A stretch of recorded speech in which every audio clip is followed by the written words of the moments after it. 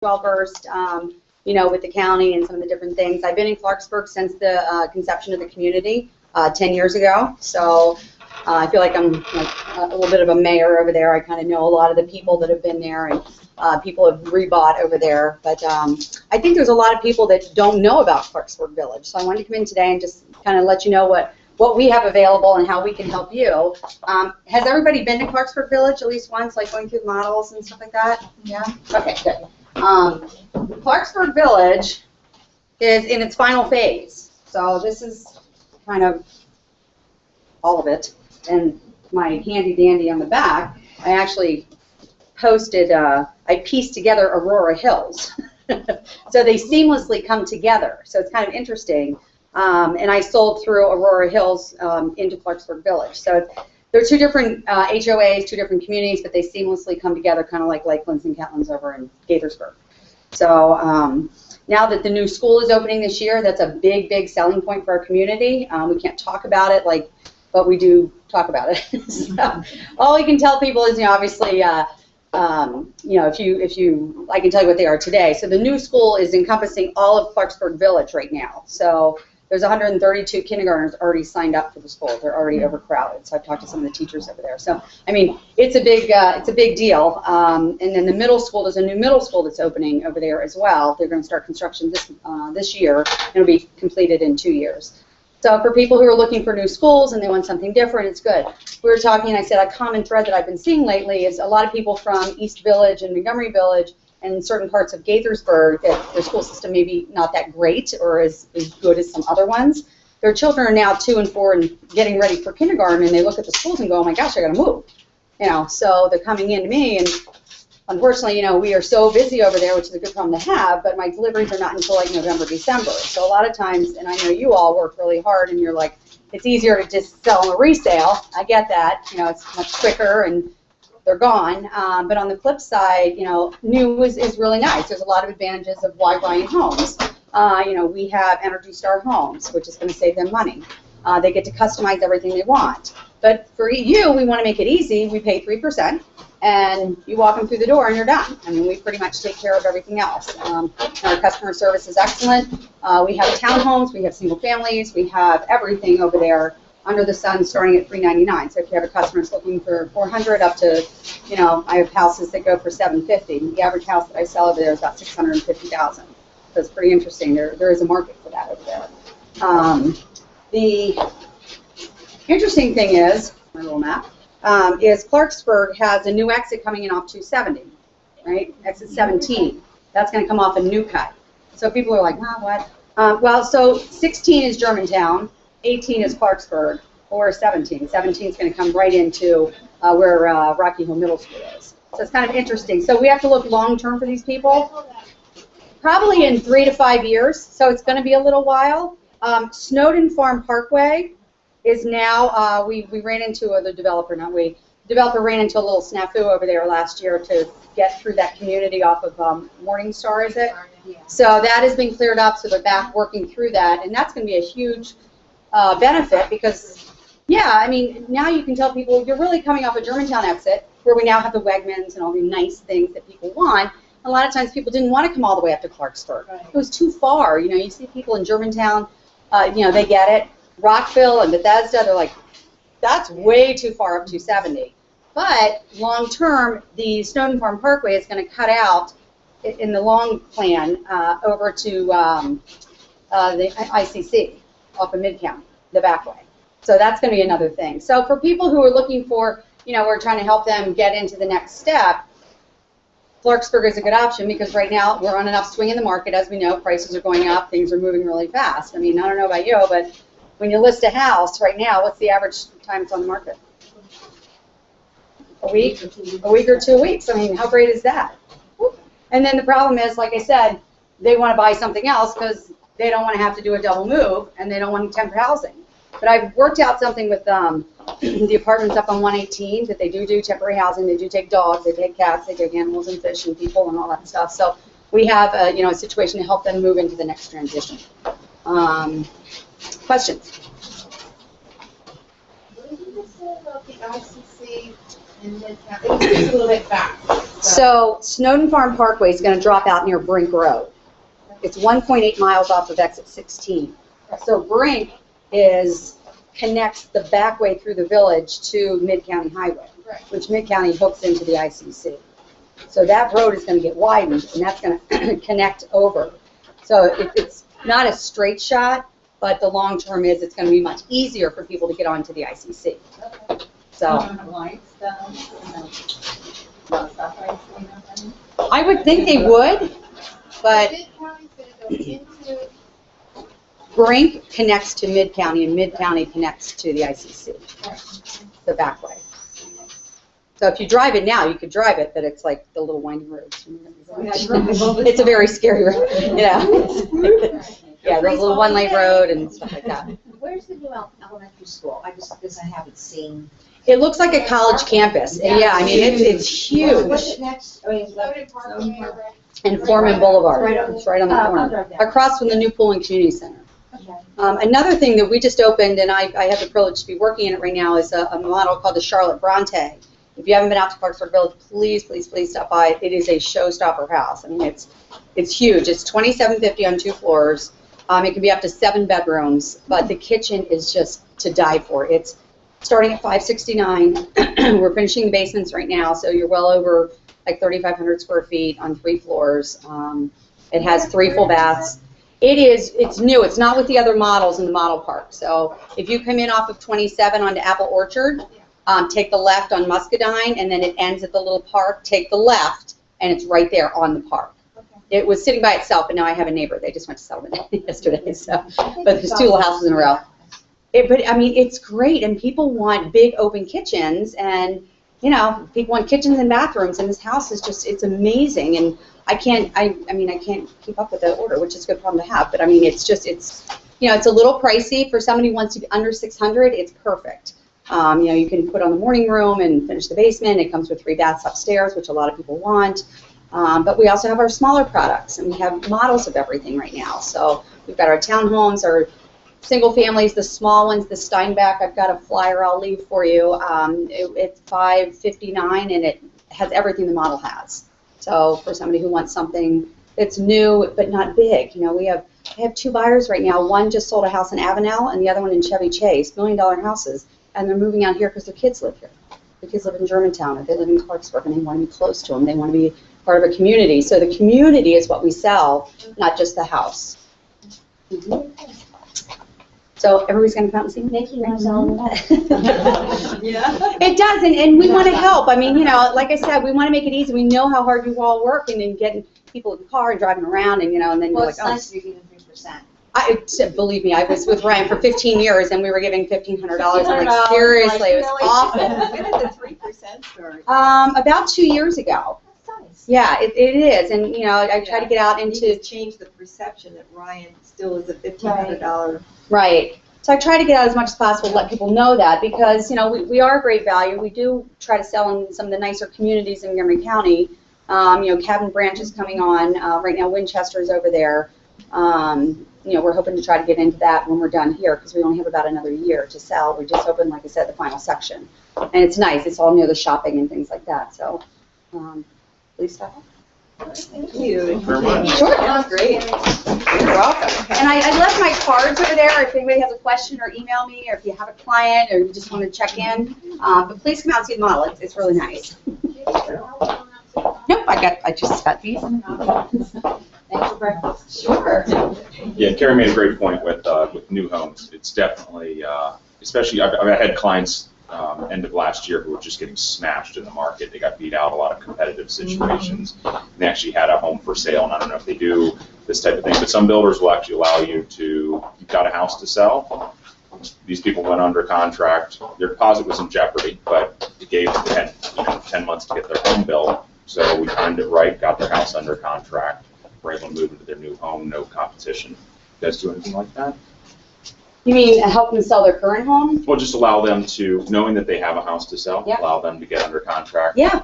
Yeah, we Deposit. totally take contingencies right now, and Okay. it's that's a good point, thank you. There's no jeopardy to them with their deposit, you know, so we say, hey, I have, you know, Joe coming in and he's got a house to sell, depending on if he has to sell the house or not, because we have our own mortgage company too. So not only do we take care of the customer when you walk them through the door and all the way through to settlement, but we also do the mortgage as well. So our incentives are always tied into MBR mortgage. And like my boss right now just bought a house down in Florida, and she's out of her mind trying to call all these lenders and get this done. And, you know, we make it easy. I mean, the customer, it's easy. Our rates are very competitive, but yes, the contingency, and I usually have to refer people. You know, we're always looking for realtors to help people sell their houses. I mean, how easy is it right now? You put it on the market and it sells, you know? You know, please stop by, give me your card. We've got a lot of things going on out there, but we do take contingencies because right now people, their house sells really fast and they need to, you know, move into temporary housing, and that's where the temporary housing comes in. Are you still doing the guaranteed sale program? I don't have any realtors that will do that. If you all want It was to put something popular together, back you in know. the day. Yeah, Mary Pirelli used to do that, and I did it with her for years, and then Yeah. Mary Rizzuto took over. We did them for a while too. They're very risky for the realtors, but. Yeah, but what it is, yeah, it's the customer comes in and they have to sell their house, and I say, you know what, I've got a realtor that does a guaranteed buy. It gives you peace of mind, so that if the market goes to hell in a handbasket, you don't care because you have the bottom line price. So what she did is she would come in and say, okay, you know, your house, we're going to list it at $399,990, and after 2 weeks, we're going to take it to, you know, $389,990, and the bottom buyout price is $375. So they have to buy it at $375 if nobody else buys their house. It's usually a 3-month term. So Right. that's why the new home situation. How many they have to houses build a did you house. have to buy? Huh? You know what? Well, that's what happened in '07. The market started to turn. She ended up buying 2 houses, and she didn't do it anymore. So, you know, if she held on to it long enough, then, you know, she'd probably be okay still today. So I don't know what she's doing. I haven't seen her in a while. But, you know, it's Mary. Tell her I said hi.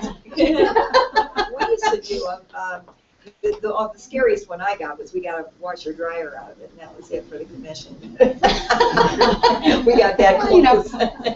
But you know, it is a technique that. You get a lot of listings, you know, because the customer's going to go, I'm going with this person because they're going to buy my house. And of course, the risk is very low right now, but we don't know when the market's going to turn, so you have to be a little cognizant. And you have to have that money. You have to have the money in the bank to know you're going to buy it. Well, or have a line of credit set up with the bank to do the buy if you need to. Right. You know.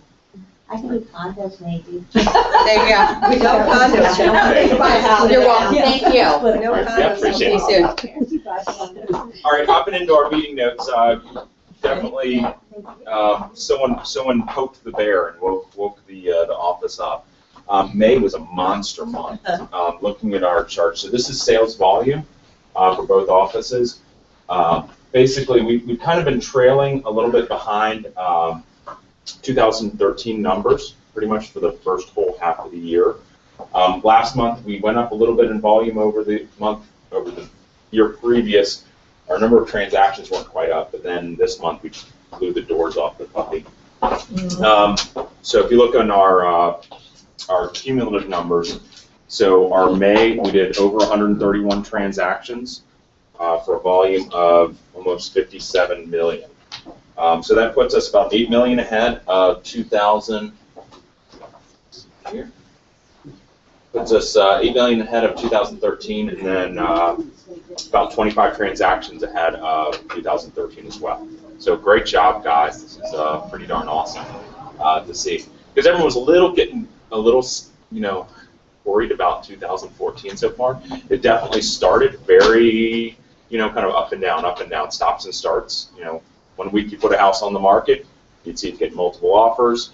Got another house coming up in 2 weeks, put it on for $5,000 more, and it sits crickets, nothing on it. And that's happened kind of throughout the marketplace we saw. A couple things we're seeing is higher loan to value. So we're seeing that the buyers in 2014 are usually, they're financing more than they were in 2013. So that's also creating some situations where the buyers aren't quite as confident as they were in 2013. And we saw a lot of the 2013 buyers, a lot of them had a lot of cash, which led us to believe that they had been sitting on the sidelines for 2010, 11, and 12, waiting to see what the market does. And once they saw the market starting to head up, that's when they hopped in, hoping to catch it here before it gets to here. So last year we definitely saw a lot of very confident buyers, and I think this year we're just seeing kind of a normal buyer who's a little, hey, an extra $50 in payment does make a difference. That $1,000 home inspection item that the seller won't do, I don't know if I can live with that. Cash is tight. So we've seen a lot of fall through. I'm writing a lot of release, letters, and we're doing releases a lot. Properties are getting back under contract. Buyers are getting back under contract as well. But it's definitely fall through is something we've seen a lot of. And I think a lot of that, again, just tied with the financing. I think it's just made a different atmosphere. So just be aware of that and cognizant. The last contract and clauses class I did last week, we talked a lot about releases. There's usually 3 reasons why people release from a contract. Number 1 is home inspection, and that's usually the easiest. It's pretty straightforward. Buyer has a report, seller, submits a list. Seller says, "I'll do this, I won't do that." We come to a mutual agreement that it's just not gonna work. The second one is homeowners association or condo docs.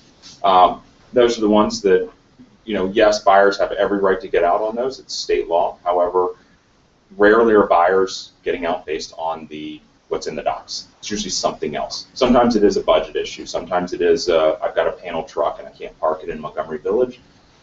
A lot of times it's, oh gosh, I found something better, I need to get out. And that happens from time to time. So that becomes a little bit more difficult. And then the worst thing that we're running into issues with getting releases is on financing. Financing's a tough one because sellers always believe that whenever buyers because it's a little bit of an art to it. You sent me a pre-approval letter, sent me your financials, everything looked good 3 weeks ago. Why can't you get this closed today? And as we know, all the things that come up during the underwriting and throughout the loan process, that things do change. But a lot of sellers and sellers agents, question what was on the financial report, what was on the lender's letter, how didn't you know that this couldn't be included in income 3 weeks ago? So just be aware of that financing is one thing that is, we stumble over a lot when it comes to releases. I think that we probably the lenders should be giving more disclaimers with their approval letters. That because we're trying to sell the seller on this contract, and they omit, telling all the pitfalls that can happen, because that is the biggest thing that as a broker I find, that the sellers never want to release the deposit based on fall through on the financing. They know that they think it's total fake, and that we've lied to them or somebody's lied to them or the lender's lied to them. So I think they ought to do a little bit more on the disclaimer. Yeah, and the problem with that is it's a marketplace thing. So if you come in with a really cruddy lender's letter that says, well, we're kind of somewhat... I think we might want to do this, but we're not sure. Yeah, I mean, it's tough. It's, yeah. So in this present situation that I have, if one lender says they can't do it, and another lender says they can, if the first lender has created doubt in the buyer, and potentially they could pull out today, how do I represent my seller in that? Because in essence, there is financing. If they're not obligated to take it. Right? Right. Right. Yep. And that's the black and white is that, I mean, it's the stated, the lender's letter that originally came with the contract, that lender can't do the loan, even though another lender can, the buyer doesn't have to take that other financing. Mm-hmm. And that creates a whole other issue too. I mean, that's, a lot of times sellers are like, well, why won't you, unless something fraudulent's going on here, and raises a lot of red flags. And one problem is also, sometimes as a listing agent, you can't control who the buyer gets for financing, and sometimes as a buyer's agent, you try to shepherd the contract as best as possible, give the best advice, and they decide to pick the lender from the internet who they don't know, who can they do it, won't they do it, and then when there is a, and they don't realize that when there is a problem, that's when really it relies on having a good lender who maybe ran a couple of extra reports and made sure that didn't get them into this contract without doing some due diligence. Right. So, just, I guess when you're talking to your folks, when you're doing your buyer consultation, that's something I talk to them about with when it comes to choosing a lender. It's very critical. Right. Wasn't my job. Yeah, exactly. Yeah. A couple other things. We always do a monthly staff choice award. Those of you who know them, Teresa Dowell and Paula Narek, and all in the office, they won. They've been picking up on a lot of coaching things. They've actually been listening to Dale and having some success. So, just lost my notes. Here.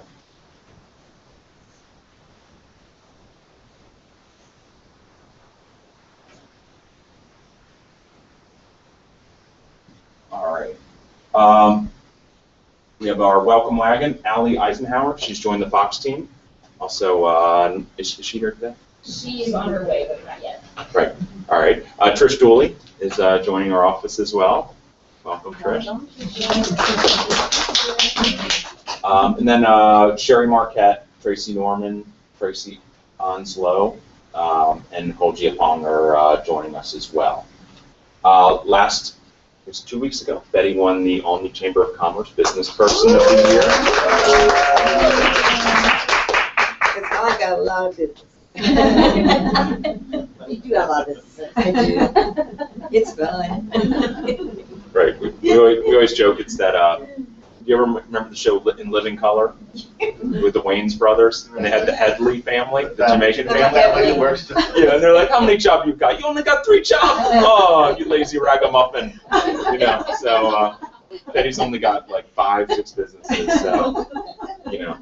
But I am in business with Denise Fox on the curves in Yes. Albany, and that's what I really, and my heart is in that one a lot now, right? Because it was going to close in December, and we just found out about it coming out of one of our meetings. One of the curve members was trying to buy the equipment. I said, "Why are you trying to buy the equipment?" "Well, they're closing, didn't you know?" I said, "No." We're the landlord too, so I should have. But anyway, she was just closing the doors, you know. Silently closing the doors. So we called in really quick to Curves International, and we said, yeah, because the women were crying. They were like having a funeral. "Oh, what am I going to do? I won't go anywhere if I don't come here." You know, so we were able to get a hold of Curves International and stop the closing, you know, at the last second. Because once they closed that door on the 31st of December, that was going to be it. Has it picked up? Have you gotten a lot more numbers? Yeah, well, you know, like Denise is the partner that's doing all the marketing, and she's got this great marketing machine built up already for her real estate, so she knows how to do it. And we've got like, you know, yeah, we're signing up members, new members. We redid all the signage in Albany. I don't know if you've seen it. I saw it yesterday. It's great. Yeah, Much better. yeah. And the windows. Did you see the windows we did in the back? Yeah, with the Jillian Michaels, you know, giving a younger kick to it, you know. We just hired, when I was at this award ceremony, I met this young girl who had just graduated from Sherwood High School, and she was getting an award, so we hired her as a coach. We're getting this younger enthusiasm going on in there, and we're also probably going to hire another person who's one of our agent's daughters who's also had experience with Curves as a beer rep now. So, like, how many jobs do you have, man? But anyway, it's all fun, you know. And I like the hospitality business with Bennigan's, and I really like the Curves a lot. So, yeah. Alrighty. It's good. Congrats. A couple other things coming up. ELA, we have continuing education. Today and Thursday in the Albany Community Room. You guys need your continuing education classes. Don't wait until the week before. Let me see here. Oh, Dale's going to be running the Sales Associate Council meeting.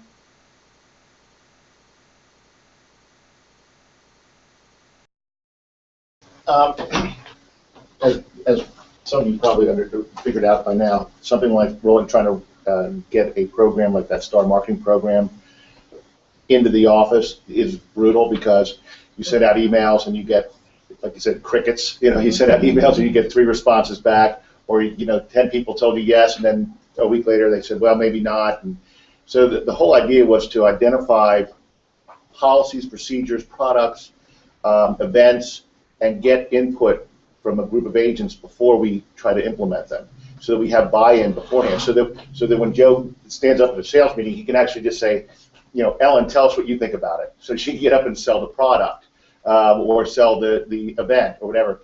because we know we already have buy-in from a group of agents there, and it'll give the agents a chance to have more input into what we do, which is, I think, is, you know, the goal, Betty and Joe, is to, you know, obviously we want to make sure that we have a family of happy agents there, and one of the ways to do that is make sure they have input, and we're doing things that you want us to do. We don't want to just do things because that's the way we do them. And sometimes you can fall into that malaise where you just do it because that's what we did last year, and that's what we did the year before, and that's what we did last month, so we just continue to do that. And there's a good point of consistency, but there's also, it's always nice to come up and have some creative things and some new things and some new enthusiasm and inject a little bit of excitement into the office. So that's the whole idea, is to get a group of concerned agents together. It's not going to be a pitch session, although sometimes, you know, you have to crack the whip when it starts that way. Sometimes it'll start to drift that way, but really the whole idea is to come with a positive attitude and give some positive input and say, you know, yeah, that program looks like a good idea, but here's how we probably should implement it, you know. Or you guys are overthinking it. Just go ahead and do it. You know, it's like, so that's what we really need. So it's to get some support from the associates. I have some experience doing this before. When I was with the previous company, that was an integral part of what we did. We had a group of agents that participated. You know, every month we'd have a meeting. It was like a board of directors meeting, and so I have a pretty good idea how an effective one will operate. So hope we can bring that to the Remax Realty Center. Right. That's it. Thanks, Thank Dale. you, Dale. All right, and then last but not, a couple other things. We have hands-on sky slope training. I'd scheduled it for Thursday at 10:30. I've got to move that to Friday at 10:30, so that'll be in here. So for those of you familiar with sky slope, it's our online storage program. We're actually, staff is moving in the direction, it's becoming a lot easier, just putting everything completely online, so all your files will be accessible online.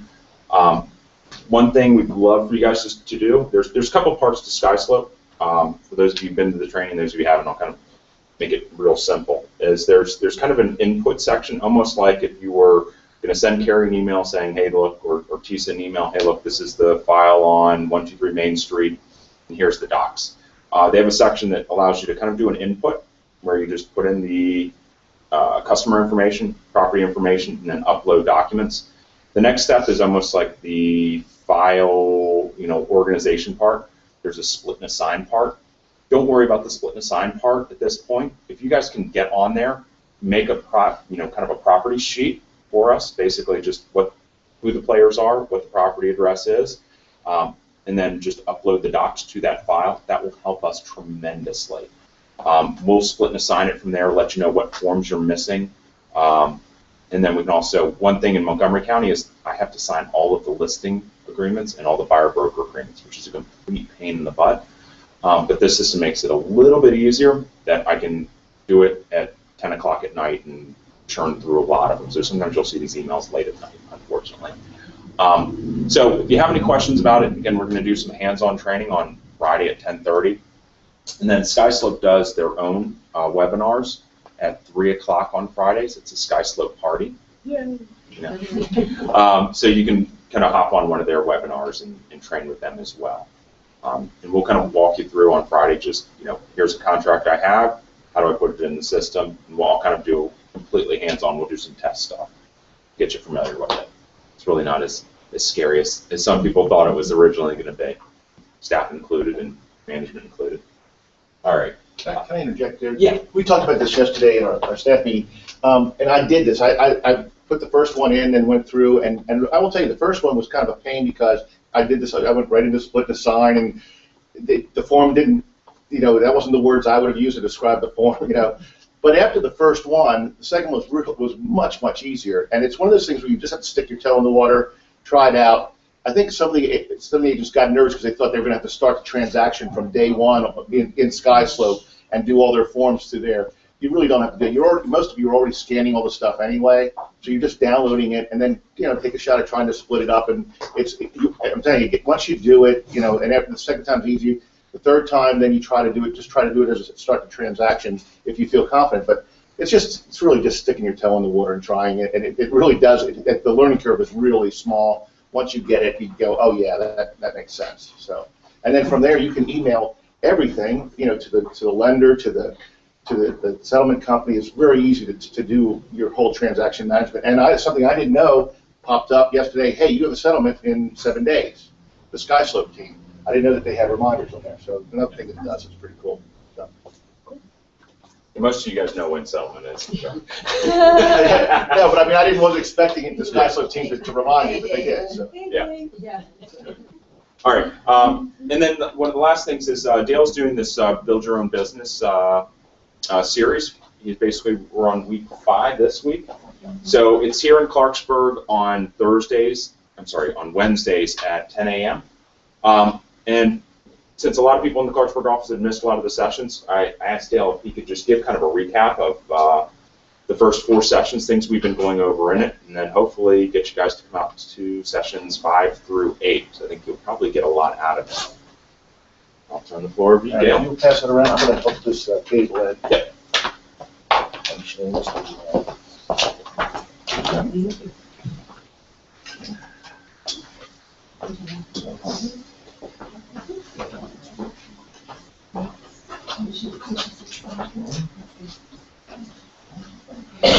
No, right?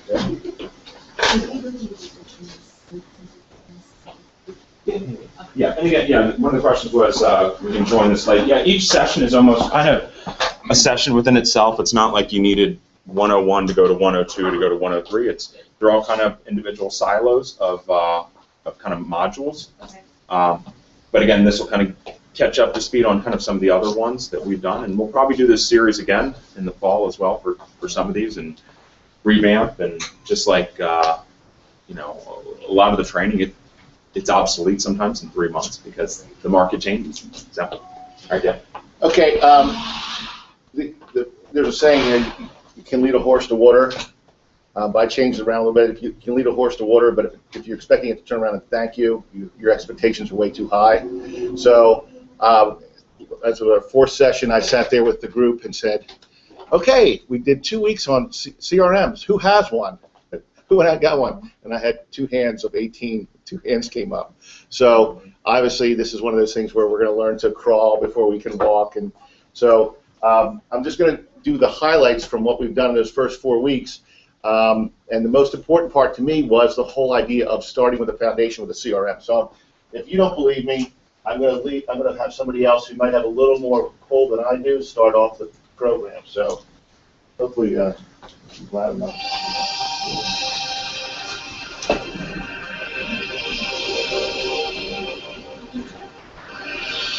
Hey, it's Tom Ferry. Welcome to Life by Design, your place online for ideas, inspiration, and how to stay in the right action. Continue along with the questions on Facebook. One of the questions was, Tom, why is it so important to use a CRM? And, I kind of scratched my head on this one because every day when I look at the private Facebook groups we have amongst our coaching clients, we'll see the question of, well, do you like this one or that one?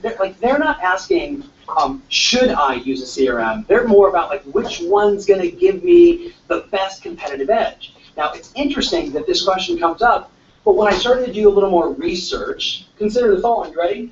Were you aware that only 30% of the agents actually use a CRM? So let's just say there's 1.1 million agents, 330,000 people have a database, and the rest don't. But then I was like, well, that doesn't shock me because we know from the most recent NAR agent survey, only 21% of the agents in the country made $100,000 or more. So everybody else is rolling the dice every day, hoping, maybe reminding themselves, maybe it's in their phone, they've got Outlook, but they never use it, and their entire database, if they have one on their phone, is filled with things like Sam and a phone number. They have no idea who that person is or any context. That scares me. That's not running a business. That's not being by design. So the third thing I looked at is consumer. One of their biggest complaints is a lack of follow-up, follow-through, and communication.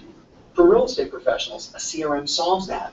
Number 4, all the money's in lead follow-up. We just did a video on this, and thank you for all the shout-outs. All the money is in the conversion. It's about following up at the right time, saying the right thing, the right message, at the right time.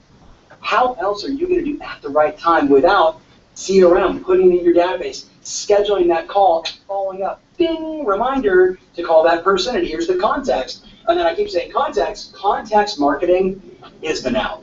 Context marketing. The mistake that we see so many people making is this pray and spray approach. Pray and spray. I did it the other way. Pray and spray, but you know what I mean. So we're sending out mass email instead of context specific. So I love all the CRMs out there. I like Contactually as an example, where Contactually gives you all those buckets, and you can say past clients, former associates, my college friends, my high school buddy, my people I met at open houses, people in my geographic farm, and that big bucket that everyone has called I have no idea who these people are. But once you've got it set up, then you can do context marketing. So I'm marketing and messaging to my friends that went to the same school as me, or the people that I've met at open houses, or people that have visited my website, or potential sellers, or my farming. So I've got context. How else can you do that without a CRM? You can't, right? So what do we know? 8 out of 10 new agents fail after 5 years.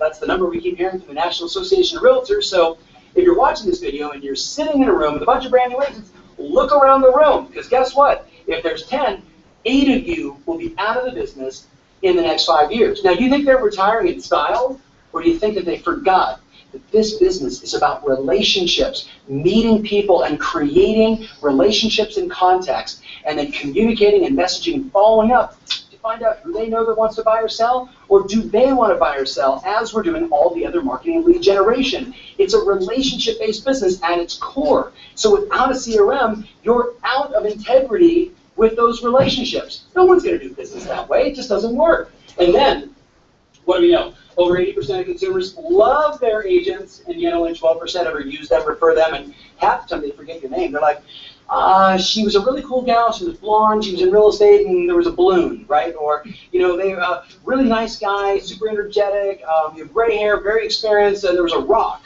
Like, they don't remember. That's a scary thing, that they don't remember. As I'm sitting here thinking about it, I had 2 hip surgeries when I was young. I can't think of my doctor's name. I didn't know who the guy was. He did 2 surgeries on me when I was young. You would think I'd remember. I wonder if he has a CRM. I wonder if I talk to somebody who has the need for a hip replacement or hip surgery that I can't even refer to the person.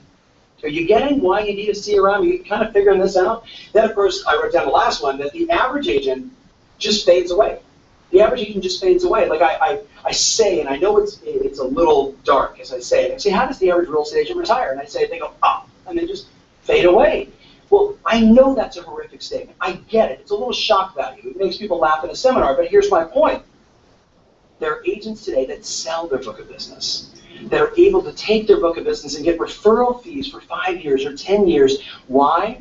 Because the value of your business is your database and your relationship and context to those people and how they associate to you. If the association is strong, then you can get referral fees forever. And you know what? That's a good thing in this business. And, my friends, at the end of the day, the question isn't which one, it's just do one. Pick one. By the way, here's a little hint. Everyone I talk to, all of our clients say the same thing. Every single one of them has good things and bad things, but it doesn't matter as long as you use one. You get your data inside there, you start to work them, you start to mature them, you start to follow up, you put them in all those right campaigns, and guess what? Your business is by design, and that's the goal. So, long rant, thanks for watching. Remember always, your strategy matters, now more than ever. Passion rules. All right. So, what do I believe? You think I think a CRM is important? Yes. Yes. Okay. All right, so I gave everybody a handout. So the first, you can take notes as we go along. The first little thing, just put, he has a really nice tie that matches his shirt. So that's the first note on there, okay? So let's begin with the premise that if you want to net 100, I said net, not gross, if you want to net $100,000, you need 96 people in your database that you've met, and 800 people in your database that you haven't met yet. I didn't say you have to know them. They don't have to be your best friends. They're just people that you've met somewhere, online, physically, in person, and you just need to get more information and build a relationship with them. 96 people is not insurmountable. So that's a doable number, right? So how do you keep track of these people efficiently and consistently? Oh, I didn't want to. Okay, why do real estate agents fail? And this is going to be quick because I guess I just put in 4 sessions in 30 minutes. Lack of sufficient capital to operate a small business. We've all been there. We probably all struggle with that at times, right? You don't have the capital to really run a small business because we don't think of it as a small business a lot of times. Lack of business planning experience. Most of us didn't come from a background where we could put together a business plan. And if you don't have a plan, it's hard to succeed. Technophobia, a big one. I mean, I'm having that problem in Alney a lot. I'll introduce somebody and I just see people go, no, no, no. There's no system for tying everything together. This is anybody's got an iPhone or anything, any type of smartphone is probably aware of this. That if you're not careful, all of a sudden the calendar's not working with the phone, it's not working with the address book, which is not working with the app, which is not working because you've got all these different things, but none of them talk together. Okay, they don't play well together. Okay, each in itself looks like a great idea, but they don't. You know, there's so many things going on. It's hard to keep track. You don't understand the power and speed of change. Meaning, this looks like a great idea, but if you don't stay up on it, you'll be surprised how far behind you are. Okay. You know, my dad insisted on getting us an iPhone, and that was the worst thing that ever happened to me, because every 15 minutes for 3 weeks. How do you do this? How do you do that? How do you do this? Now, I have the phone up to my ear, right? So I have no idea, you know, I don't know what to do with, right? So he didn't understand it, and then I would teach him something. He goes, well, it's not doing that anymore. Well, that's because it changes, and you have to stay up on it. So I told him, go to the Apple store and make friends with all the people there. Just go there every day and have coffee with them, and they'll love you, and you'll learn. The other thing, and the final thing, is the magic bullet syndrome, because I'll talk about some things, and people go, oh, that must be the secret, and they'll run out and do that, you know, get that thing, and then it'll sit on their computer, and they'll never use it, or they'll try it a couple times, and that's it. So the things I'm using aren't magic bullets. They're all integrated, and they all have a purpose, which is eventually to generate more business. Okay? Oh, what? So I just wow, this makes it a lot easier. It's like a CRM for the slideshow. So the first thing you have to do is fix the basics. Before we get into the CRM, you need to fix the basics. So my first question to the group was, what email service are you using and why? Okay? And if you tell me AOL, it's probably because it was the first email thing you ever had and you never wanted to leave it. I mean, that makes sense. Why am I still with Capital One? Because all those automatic debits, I don't have to go in there and change it. So even when they tell me, we're going to charge you $100 a month to have the privilege of keeping your money in our bank, I'm reluctant to change because it means it's a hassle to me, right? I have to change all those automatic payments. That's the idea. That's why they do that. So it's the same thing with email. We go, well, if I change my email, my whole life will be a mess. Well, not necessarily. So do you have a separate email for business and personal uses? You should have different bank accounts. You probably should have a different one for business and personal, okay? So you can separate them. Did you ever have business get lost in the personal stuff and Yeah. vice versa? Okay. What mobile devices are you using? Okay. And if you tell me a flip phone, I'm not judgmental here. We said keep an open mind, but just know your clients are probably a step ahead of you. Are you operating in the cloud? Everybody here heard about the virus. They're holding people's stuff for ransom now, and they lock down your computer, and then in order to get access to it, you have to pay ransom. That's going around. Actually, Domino's is going through that right now. They targeted big businesses first. Now they're just targeting random people. So it means if all those photos that you wanted that are on your laptop and all that stuff, you can't get into your laptop because it's locked down. Everything's encrypted, and you get an email saying, "Hey, if you want me to unlock it, send Bitcoin or give me your credit card number and send the money here." So if you're in the cloud, you don't have to worry about that because I have two systems. I'm backed up on a program called Just Cloud, which I think costs me $40 a year. And so everything that's on I could access right now, I could go to this computer right here and pull up everything that's on my computer at home. Okay? I also use Dropbox to keep all my files in there, so it moves around. I'm a nomad. I go from here to Alney to home, and all those, and I still have access to all that information because everything that I think is valuable that I'm going to need, I just throw on Dropbox, so I can always pull it off Dropbox. Okay? So learn to operate in the cloud. It's much safer. Do you have a backup system in place? That's why I have Just Cloud. It backs up automatically every day at 5 p.m. Don't have to think about it. Do all your systems work together? I'm going to show you something that's kind of surprising. I use actually Top Producer and Contactually right now at the same time. Now that's probably overkill, but it really doesn't seem like overkill to me because it's all tied into my Gmail account. So Contactually and Top Producer and Gmail, everything that I do on all three platforms is recorded, and so I can find, no matter which program I'm on, I can find the last emails that I wrote. Okay? Do you know where you know there's an app for that? Meaning, just all these things that we can do out there. There's probably an app out there that can do them for you and do them really quickly. I thought a great app that you showed us was the closing cost app. The closing. Great program. I mean, you put it in Montgomery County and it pulls up all the closing costs. It's a great program. Close it. Close it. And how many times have people said, "Hey, what is it? You know, how much does title title search cost?" It's all right there. It's terrific. Terrific. And are you aware of the advantage of Google? I know Google's like Darth Vader to a lot of people, and it is scary because they're starting. I mean, now they're starting to develop cars you don't have to drive, and who knows where it's going to end. The problem is that they are what Microsoft was for those of us that grew up in the computer business, in the age of new computers. They are what Microsoft was. They control everything now. And if you're not going to use it, you almost have to use Google today. Even if you try to avoid it, you're going to run into it along the way. So if it's the giant, you might as well learn to use it. So, and if you can take advantage of all the things that it does, it's going to be to your advantage. Okay, so what is a CRM anyway? Look at my special graphics just for you guys. See that? Isn't that cool? See? So it stores contact information, records notes from conversations. It creates reminders for follow-up, records appointments and tasks. Like this is all the stuff a lot of people put in, just didn't put in. Oh, I've got it in a notebook. Okay, great. Records appointments and tasks, tracks communication, allows mass communication to lists through letters and emails. It provides transaction management, helps you plan activities around contacts. Oh, man, there we go again. Whoa. Just to keep your attention. Look at that. It provides accountability. Believe it or not, you talk about having an accountability partner. I'm telling you that Contactually is as good an accountability partner as anybody in the world. Every morning there's an email that pops up that says, call these 5 people. What are you doing? Get on it right now, right? So every day, so it's an accountability partner. And then they took, people, this is great, people Contactually said, you haven't been on it in a week. Is there something wrong? Are you sick? No, no, I'm really busy. They go, oh, you can't be too busy.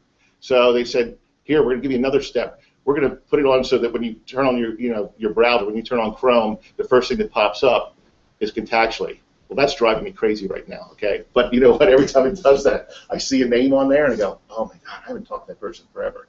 So there is something to that. So it coordinates drip campaigns, mail and merge systems for letters and emails, personalization. I'm going to talk about this when we talk about effectiveness of email.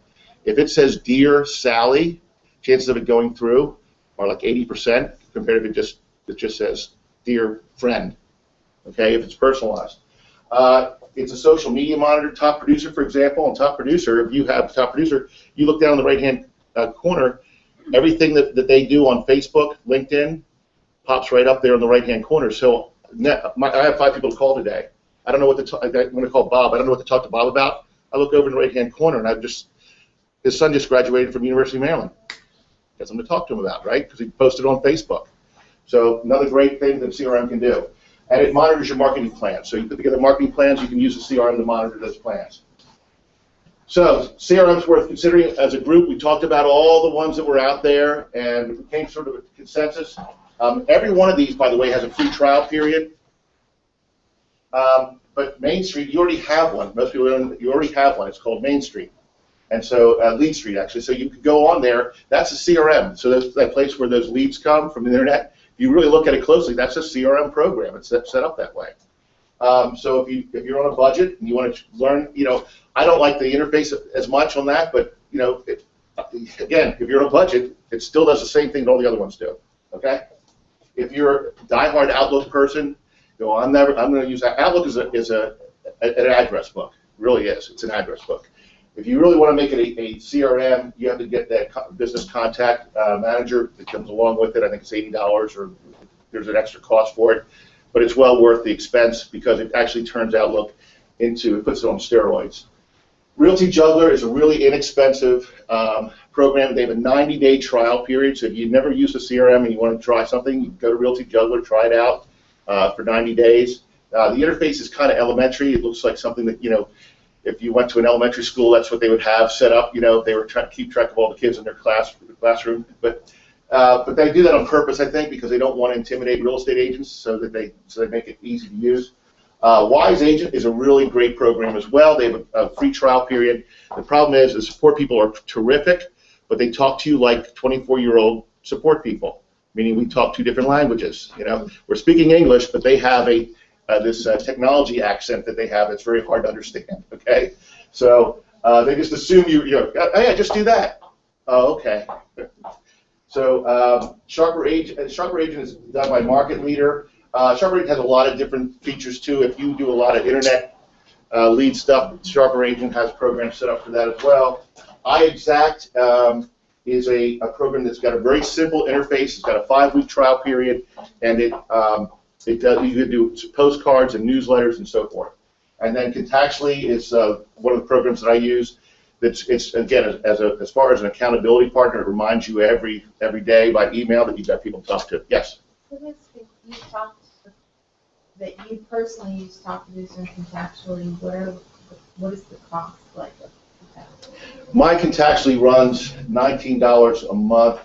I get everything. I always look for all these discounts and programs. So, and I'll see like a webinar with a special discount, so I'll jump on it. If I think I want to buy it, that's what I'll do. Top Producer is $39 something, but with Remax discount, it's $34 a month. What's the difference? How do you use, like I have Top Producer, works for me, but why would I maybe want Contact? You probably, I mean, again, I said it's overkill. It really is. And one of the nice things about Contactually is Joe and I can use it for recruiting stuff so that we can share buckets. So that makes it really convenient. And as I said, it's probably overkill because I've used both. Top Producer has the follow-up coach now where they have the 5 names, and it reminds you to call these 5 or contact these 5 people. It also has the categories new and so forth. Top Producer, I have a love-hate relationship with Top Producer. They've really upped that program in the last 2 years. It really is much different than it used to be. And it's not as hard to understand to use. I'm still not a big fan of the activity plans, all that stuff, but as far as the contact management part of it, they've done a lot. I mean, it's got the social, you've got the social media thing, and then they have a little button that says things to talk about. And if you click on things to talk about, all the listings and sales pop up on the screen around their home.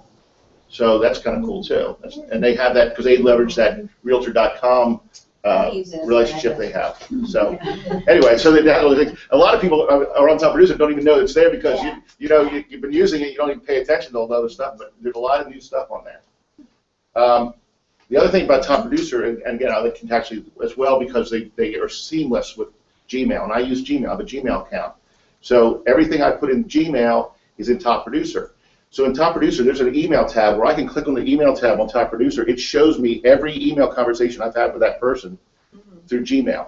So if I'm emailing somebody, a friend who turns into a prospect, who turns into a client on Gmail, I have those conversations. The fear always was before, I'm using my CRM to do my email, and I don't have, and then I have to remember to, if I do personal email over here with them, it's going to get lost over here. They all tie together. And that's why I can jump on Contactually, I can jump on Top Producer, since they all go through Gmail. I'm not really missing anything. Everything I say on any of those platforms is recorded by all of them. Okay. So this is all the things you do with the CRM: adding contacts, importing, exporting contacts, creating lists, groups, and buckets. This is probably the most important thing here. Is taking that big giant database and breaking them down into small manageable parts. So high school friends. College fraternity friends. You break them down into different categories, and then you're able to target market these people and send information to them. That's probably the most powerful thing about using a CRM. Adding family members, important dates, specifying source of business, another really important thing that you can do on a CRM. If you are, at the end of the year, we try to do a business plan. We say, so where did your business come from? And you say, well, I don't know.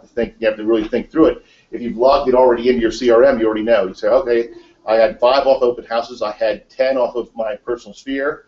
I had 6 through my geographic farming. And so you can break it all down. You know where all of your business comes from. That can also save you some money because you can eliminate some of those things you're doing that aren't generating in business. Okay. Again, putting notes in there so you know what to say to the person next time you talk to them. Links to social media.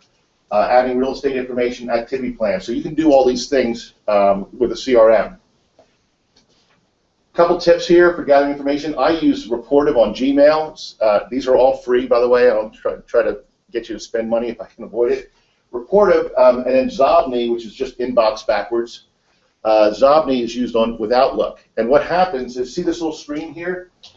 There's Joe Buffington right there, and all Joe's vital information is right in front of me. So I know, there he is. I can click on there and friend him on Facebook if I haven't already.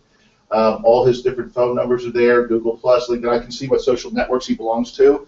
And with a click of the mouse, I can try to friend him or join him on any one of these social platforms here. So it gives me all this information about him. And if they have a picture profile online, that pops up as well. So now I know what the person looks like. Okay? So that's just one of the things. Again, it's free. It's just an extension on Gmail. I use a program called Wufoo. Again, it's free, and it creates forms. So here's a person party. So this is just basically that contact program that Buffini talks about, a contact appreciation, customer appreciation program, excuse me. And I have all this information. So what I do is I send them an email, and it has a little link on it. And all they do is they click the link, and this form pops up. So they just fill out the form. There's a submit button at the bottom. So I can send it out. So I have, let's say I have 6 or 7 people that I've met, through Facebook. I don't have home addresses. I don't know what the kids' names are. Anything. I can just send them a little link in the email and say, by the way, could you fill out this contact information form?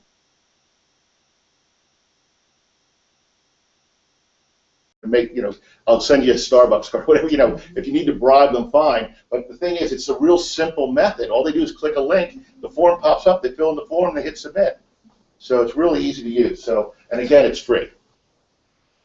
So just to give you my current setup as far as workflow, I have Gmail as my email provider. I use Reportive so that I can always see that person there and get some information about them. Top Producer Contactually I use because it works with Gmail. I use MailChimp to do, again, which is free. I use that to do mass emails. Even though I can do them with Top Producer, I do them through MailChimp because MailChimp, that's what they do, like Constant Contact, that's what they do for a living.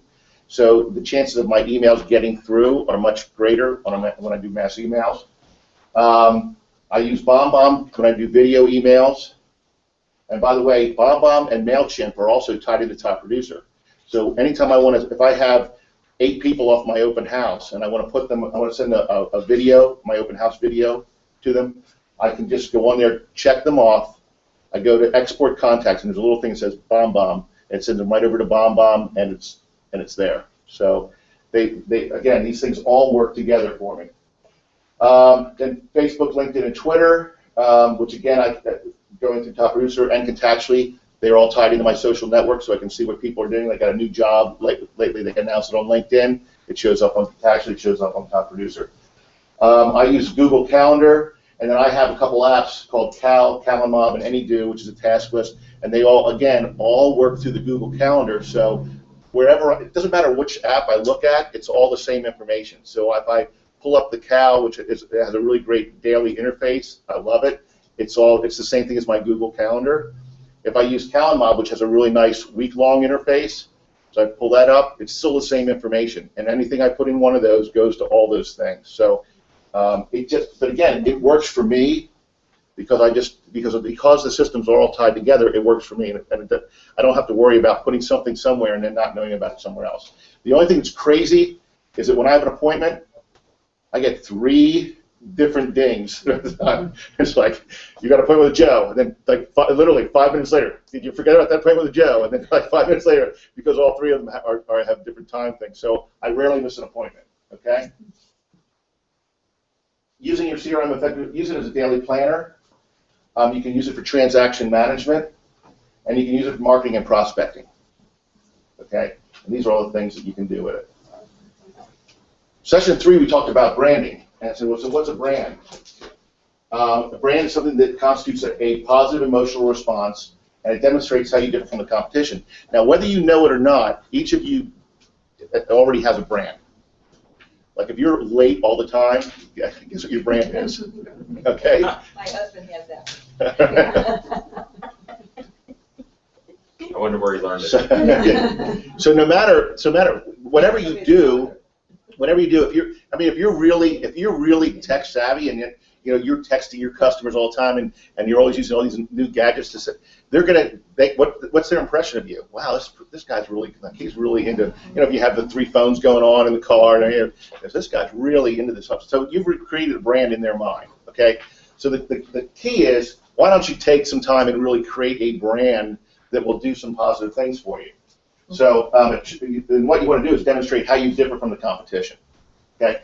So what constitutes a bad brand? Okay, well, let's take a look. Bad branding. Good or bad? I'll sell your dream home. Okay, we've all been real estate for a while now. Who actually ever buys their dream home? Nobody. And it's a compromise, right? In order to get the 2-car garage, I have to give up what? The fireplace, right? Yeah. All right. So there's always